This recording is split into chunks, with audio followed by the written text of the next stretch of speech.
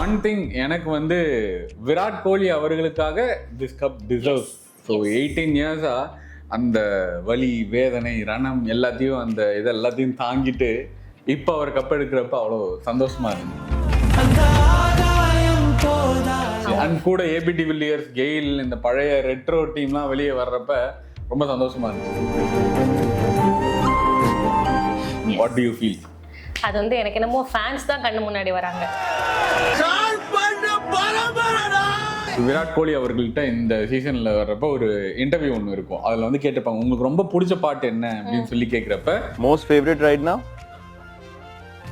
you will be shocked, you will be surprised அப்படின்னு அவர் சொன்ன பாட்டு நீ சிங்கம் தான்.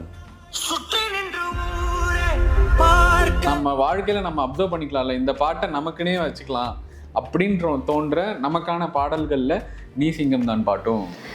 சுற்றி நின்ற ஊரே பார்க்க களம் காண்பான் புன்னகையில் சேனை வாழ ரணம் காண்பான். பழைய இலக்கண பாடல்கள் செய்யுள்ளாம் எடுத்துக்கிட்டீங்கன்னா இந்த கலிங்கத்து பரணிலாம் வந்து சொல்லுவாங்க ஒரு தலைவன் எப்படி இருக்கான், ஒரு தலைவன் வந்து போருக்கு போறப்ப என்ன நடக்கும், அப்ப அவனுடைய ஹீரோயிக் கேரக்டரிஸ்டிக்ஸ்லாம் சொல்ற மாதிரியான விஷயங்களை வந்து பாட்டுக்குள்ள வைப்பாங்க.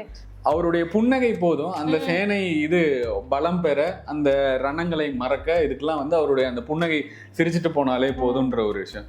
அதுக்கப்புறம் அடுத்து சொல்றதா, உன் பேரை சாய்க்க பல யானைகள், உன்னை எதிர்த்து பல எதிரிகள் கூட்டம் வந்தாலுமே நீ சிங்கம் தான். சிங்கம் யாரு? அரசன். உன் பேரை சாய்க்க பல யானைகள் சேர்ந்த போதே நீ சிங்கம் தான். சரி ரமேஷ், கொஞ்சம் ட்ராக் மாதிரி அந்த பாட்டு உங்களுக்கு எந்த மொமெண்ட்ல அப்ளை ஆகுற மாதிரி ஃபீல் ஆச்சு? எனக்கு வந்து 2023 IPL அப்போ வந்து ஃபைனல்ஸ்ல வந்து ஜடேஜா அந்த லாஸ்ட் 10 ரன் அடிச்சு கொடுத்து அப்படி ஓடுறப்ப அங்க தோனி மேல போய் அப்படி போய் ஹக் பண்ணுவார். ஐயோ, அது அந்த மொமெண்ட்ல எனக்கு இந்த பாட்டு தான் தோணுச்சு. ஸ்டில் எங்களுக்கெல்லாம் வந்து அந்த பர்டிகுலர் மொமெண்ட்டே ரொம்ப ரொம்ப ஸ்பெஷல்.